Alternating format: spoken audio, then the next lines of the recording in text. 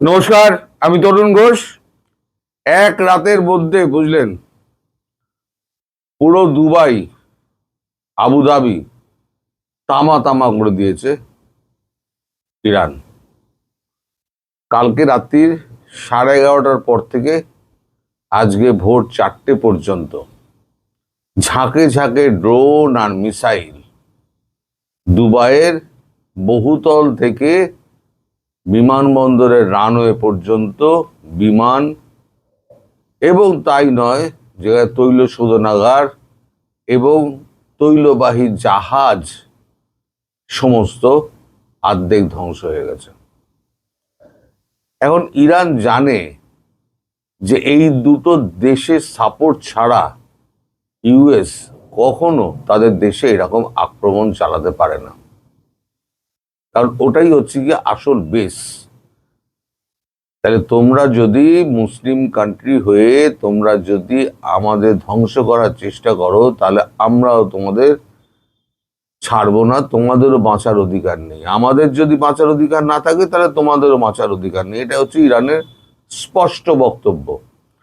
আমাদের পুরো নেতাদের খরচার খাতায় দিয়ে দিয়েছ। আমাদের যত আইআরজিসির গার্ডের যত সেনাবাহিনীর যত উচ্চপদস্থ কর্তারা ছিল তাদেরকে দাফন করে দিয়েছ। 2000 বোমা ফেলেছ, দিয়ে আমাদের ইরানকে ধ্বংস করে ফেলেছ। ইরান এখন লিটারেলি দর্শক ধ্বংসস্তূপে পরিণত হয়ে গেছে। 2000 বোমা যদি একসঙ্গে ফেলা হয়, তাহলে একটা শহরের কি থাকে? একটা শহর না, গোটা দেশে। পুরো শহরে তো ফেলেনি, গোটা দেশে ফেলেছে। তেহরান থেকে মাস্কাস পর্যন্ত সর্বত্র, কোথাও বাকি নেই। তো এই যে রিটালিয়েশন, শুধু এয়ারপোর্ট, হোটেল, তারপর আপনার কি বলেন, নৌবন্দর, তেলের তেলের খনির জায়গা, এগুলোতেই বাধা নেই। হাই রাইজ বিল্ডিং যেগুলো আছে 40 তলা 50 তলা, সেখানেও ড্রোন, সমস্ত সুইসাইড ড্রোন। এখন ইরানের এই ড্রোনগুলো লুকোনো ছিল কোথায়? অনেক তো মিসাইল ফিসাইল নষ্ট করেছে এই আমেরিকা এবং ইসরায়েল, তারা বোমা মেরে নষ্ট করেছে। মিসাইল হোক, বোমা হোক, যাই হোক, মেরে নষ্ট করেছে। কিন্তু ইরান জুড়ে যে পাহাড় রয়েছে না, এই পাহাড়ের খাঁজে খাঁজে খাঁজে খাঁজে সমস্ত সুড়ঙ্গ আছে। সেই সুড়ঙ্গে সমস্ত ড্রোনগুলোকে রাখা আছে, এবং কিছু সুড়ঙ্গে আপনার মিসাইল রাখা আছে। সুড়ঙ্গটা মানে বড় করে নিয়ে, সেখানে টেকনোলজি দিয়ে বড় করে নিয়ে সেখানে মিসাইল রাখা আছে। এইগুলো তো খুঁজে খুঁজে ধ্বংস করতে পারা যায় না, কারণ আকাশের ওপর থেকে তো আর পাহাড়ের ভেতরে দেখা সম্ভব নয়। এখন যে বেঁচে আছে যেগুলো, সেগুলো দিয়ে ইরান একেবারে শেষ লড়াই লড়ছে। গতকাল রাতে 11:30টার পর থেকে এই অবস্থার সৃষ্টি হয়েছে। ইরানে আমার এক বন্ধু থাকে, সেটা হচ্ছে জৈন।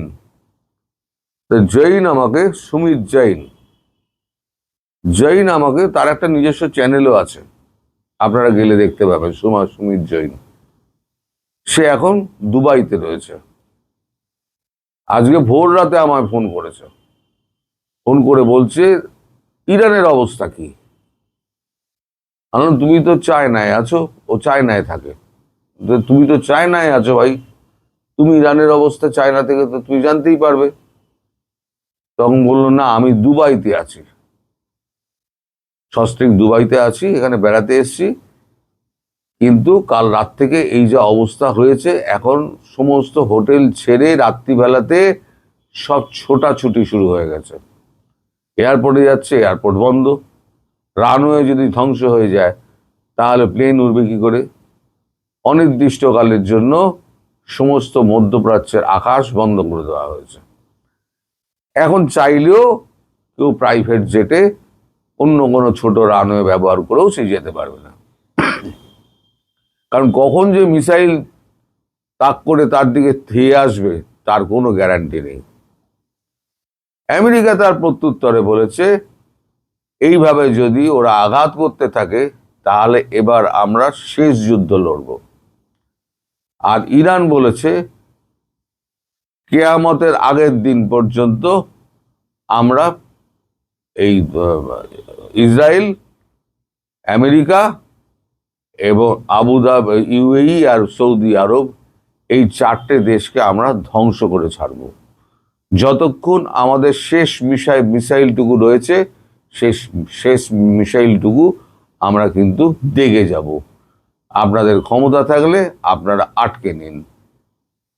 এখন এই যে যুদ্ধ শুরু হয়েছে না, এই যুদ্ধ যে কোনো একটা দেশ শেষ না হওয়া পর্যন্ত এই যুদ্ধ থামবে বলে তো আমার মনে হয় না। যুদ্ধের গতি প্রকৃতি কিন্তু ক্রমশ ঘোরালো মোড় নিচ্ছে, ঘোরালো। এখন এরকম আক্রমণ যদি চলতে থাকে, আক্রমণ পাল্টা আক্রমণ, আবার পাল্টা আক্রমণ, তার পাল্টা আক্রমণ যদি চলতে থাকে, তাহলে পৃথিবী কিন্তু অশান্ত হয়ে যাবে এবং সেখানে বাকি দেশগুলো কিন্তু নিরাপদ থাকবে না। আমার পাশের বাড়িতে যদি আগুন জ্বলে তাহলে পরে আমি কিন্তু নিরাপদ থাকবো না। ফলে আমাদের যে আশেপাশে যে দেশগুলো রয়েছে, যারা দূরে রয়েছে, যারা কাছে রয়েছে, তারা হয়তো ভাবছে যে আমার গায়ে এখনো তো গায়ে তো আঁচ লাগেনি, কিন্তু আঁচ লাগবে কতক্ষণ? হাওয়া যখন দেবে না, তখন হাওয়া সেই আগুনকে কিন্তু ছড়িয়ে দেয়। এই হাওয়া কখন যে উল্টো দিকে বইতে শুরু করবে, কারণ এখনো কিন্তু রেড সি বরাবর হুতি এবং হিজবুল্লাহ এখনো সক্রিয়। তারা যদি তাদের মিসাইলের তাক যদি অন্যদিকে ঘুরিয়ে দেয়, ইসরায়েল ছেড়ে অন্যদিকে ঘুরিয়ে দেয়, তাহলে সেই দেশগুলো রক্ষা পাবে তো? আমার প্রশ্ন হচ্ছে সেইটা। তারা যখন আঘাতপ্রাপ্ত হবে তখন তারা বুঝতে পারবে যে আঘাতের পরিণতি কি হতে পারে। এখন সবাই মজা মেরে দেখছে যে ইরান ধ্বংস হচ্ছে, ইরানের মানুষ মারা যাচ্ছে। একটা ছোট স্কুলে, কিন্ডারগার্টেন স্কুলে, আমেরিকার মতো গণতান্ত্রিক দেশ যারা মানবাধিকার নিয়ে এত চেঁচামেচি করে, তারা তো প্রিসিশন স্ট্রাইক করেছে। তাহলে ওই কিন্ডারগার্টেন স্কুলটাকে বাদ দিয়ে করা যেত না? যেখানে ছোট ছোট ফুলের মতো বাচ্চারা যেখানে পড়াশোনা করতে এসেছিল, তাদের বাবা মা শেষ, তারাও শেষ, যারা পৃথিবীর আলোটাই দেখতে পেল না ভালো করে, যারা পৃথিবীকে চিনতে পারলো না, এই হত্যার দায় কি আমেরিকা একবার নেবে? ডোনাল্ড ট্রাম্প একবার নেবেন? নেবেন না। তিনি যুদ্ধবাজ লোক, যুদ্ধ বাদিয়ে তিনি ছেড়ে দিয়েছেন। এদিকে এই যে যুদ্ধ লেগেছে, তার কিন্তু ব্যাপক প্রতিক্রিয়া হবে অর্থনৈতিক ক্ষেত্রে। আজকে আমাদের দেখুন, আমি গতকালকে বলেছি, আজকে আমাদের সেন্সেক্স ডাউন হয়ে গেছে, কারণ তেল পাওয়া যাবে না। আমাদের কাগজে আজকে বেরিয়ে গেছে যে ভারতবর্ষ তেলের জন্য আবার বিকল্পের খোঁজে যাচ্ছে, কিন্তু বিকল্পটা কোথায়? আমার আসল জায়গাটা বন্ধ হয়ে গিয়েছে, হরমুজ প্রণালী তো বন্ধ হয়ে গিয়েছে। তাহলে আমাকে আরব সাগর ঘুরে আসতে হবে, আর রাশিয়া থেকে তেল আনতে গেলে 1 মাস থেকে 2 মাস সময় লাগে। যে চেনটা ছিল, সেই চেনটা তো কিছুটা কমিয়ে দেওয়া হয়েছিল, যে এখন আমাদের শীতকাল চলছে, এখন অতটা আমাদের লাগছে না, কারণ গাড়ির এসি ফেসি গুলো আমাদের চলে না, ফলে তেলটা একটু কম লাগে।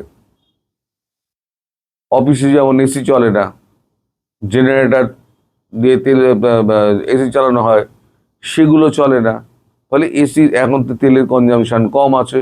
সামনে এখন গ্রীষ্ম চলে এসছে, এই তো 2 দিন বাদে হচ্ছে দোল পড়ছে, দোলের পর থেকেই আমাদের এখানে গ্রীষ্মের দাবদাহ শুরু হয়ে যায়।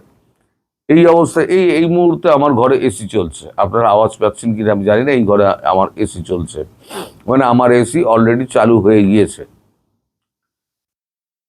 তো এই যে আমি যদি তেল না পাই, আমি তাহলে বিদ্যুৎ তৈরি করতে পারবো না, আমার তাহলে ফ্যাক্টরি চলবে না, সবই তো হচ্ছে জ্বালানি নির্ভর। তাহলে আজকে যারা আনন্দে উদ্বাহু হয়ে নাচছেন না, যে বেশ হয়েছে, ইরানকে মেরেছে, বেশ হয়েছে, এই আগুনের তাপ যেদিনকে আপনার গায়ে লাগবে না, সেদিন বুঝতে পারবেন যে কাউকে খোঁচানোটা উচিত নয়। তার দেশের মধ্যে যা হচ্ছে সেটা তার আভ্যন্তরীণ ব্যাপার। আমি কোনো বাইরের হুজুর না, সেখানে গিয়ে আমি তার দেশের মধ্যে গিয়ে আমি নাক গলাবো আর বলবো গণতন্ত্র শেষ হয়ে গেছে। তা আপনারা যেটা করলেন সেটাই গণতন্ত্র বজায় রইল না মানবাধিকার বজায় রইল? কোথায় গেল আপনাদের মানবাধিকার? সমস্ত বাক্তাল্লা, কেউটা একটা মানবাধিকারের কথা বলেন না। 80টা বাচ্চা, 82টা বাচ্চা মারা গেল, তাদের কি মানবাধিকার নেই? বেঁচে থাকার অধিকার ছিল না? তো যুদ্ধ কিন্তু ক্রমশ কিন্তু ঘোরালো হচ্ছে। আমি বারবার বলে যাচ্ছি, যুদ্ধ ঘোরালো হচ্ছে। আপনারা নানান রকম প্রতিক্রিয়া আমায় জানাচ্ছেন, কেউ গালি দিচ্ছেন, কেউ শাবাশি দিচ্ছেন, তবে গালির সংখ্যাটা আমার দেশ থেকে বেশি। কারণ আমি মৌলবাদীদের নাকি সমর্থন করছি। আমি মৌলবাদীদের সমর্থন করছি না, আমি ডিফেন্ড করছি একটা দেশকে। আমি আমেরিকা বিরোধী। আমেরিকার এই দাদাগিরি, এই দাদাগিরির বিরুদ্ধে আমি গলা উঁচিয়ে কথা বলি এবং কথা বলে যাব। আপনারা যতই আমায় গালাগাল করুন, যতই আমাকে ব্লক করার চেষ্টা করুন, আমাকে আনসাবস্ক্রাইব করার চেষ্টা করুন, আমাকে থামাতে পারবেন না। আমার যদি 0 সাবস্ক্রাইবার হয়ে যায় তাও আমি থামবো না। কারণ এটা আমার রুজি রোজগার নয়, এটা আমার পেটের জন্য নয়। আপনারা সবাই বলেন ভিউ ব্যবসায়ী, ভিউ ব্যবসায়ী। ভিউ তো আপনারা দেখতেই পাচ্ছেন 20,000 18,000-এ নেমে গেছে। ভিউয়ের জন্য তো অন্য সাবজেক্ট তো ছিল, আমি তো করি না। মানুষের জানা দরকার, যেটা জানা দরকার সেটাই আমি জানাচ্ছি। আজকে যাদের দেশে আজকে তেলের অভাব রয়েছে, তেলের ওপরে তাদের বিদ্যুৎ উৎপাদন হয়, যেমন বাংলাদেশ, তাদের কি হবে? তেল না পেলে তাদের টারবাইনগুলো চলবেই করে, বিদ্যুতের কেন্দ্রগুলো চলবেই করে। কয়লা নিজস্ব উৎপাদন বাংলাদেশের নেই, ভারতের যেমন আছে। এবং আর একটা কথা আপনাদের বলে রেখে দিই, যে আমাদের আদানিকে নরেন্দ্র মোদী বলেছেন যে এখন বিদ্যুৎ বাংলাদেশে কমিয়ে দিয়ে ভারতবর্ষে সাপ্লাই দিতে, ন্যাশনাল গ্রিডে। কারণ আমাদের যে সমস্ত মানে তেল চালিত, পেট্রোল চালিত যে সমস্ত এগুলো ছিল, সেগুলোকে কমিয়ে দেওয়া হচ্ছে, ইউনিটগুলোকে কমিয়ে দেওয়া হচ্ছে, আমাদের গ্যাস টারবাইনগুলোকে কমিয়ে দেওয়া হচ্ছে, আমাদের সৌর বিদ্যুতের যেটা আছে সেটাকে ব্যবহার করা হচ্ছে, আর আমাদের অন্যান্য বিকল্প যে সমস্ত বিদ্যুতের ব্যবস্থা রয়েছে সেগুলোকে করা হচ্ছে। আমরা তেলের খরচাটা কমিয়ে আনার চেষ্টা করছি। ফলে যারা তেলের ওপর নির্ভর করে বেঁচে আছেন না, তাদের পক্ষে কিন্তু আজকের দিনটা তাদের কাছে খুব ভালো লাগছে যে এই ইরান শেষ হয়ে গেল। ইরান শেষ হয়ে গেল, মৌলবাদ শেষ হয়ে, ইরান শেষ হলেই মৌলবাদ শেষ হবে না। প্রতি হামাস কি শেষ হয়েছে? এখনো শেষ হয়নি, অনেক সময় লাগবে। গড়েছিল কারা? গড়েছিল আমেরিকা। এই সমস্ত কিছু মৌলবাদের পেছনে হচ্ছে আমেরিকা। আজকে তারা এই মৌলবাদের বিরুদ্ধে হঠাৎ লড়াই শুরু করে দিয়েছে। গিয়ে অনেক কথাই বলে ফেললাম। দর্শক সবাই ভালো থাকবেন, সুস্থ থাকবেন এবং সাবধানে থাকবেন। নমস্কার।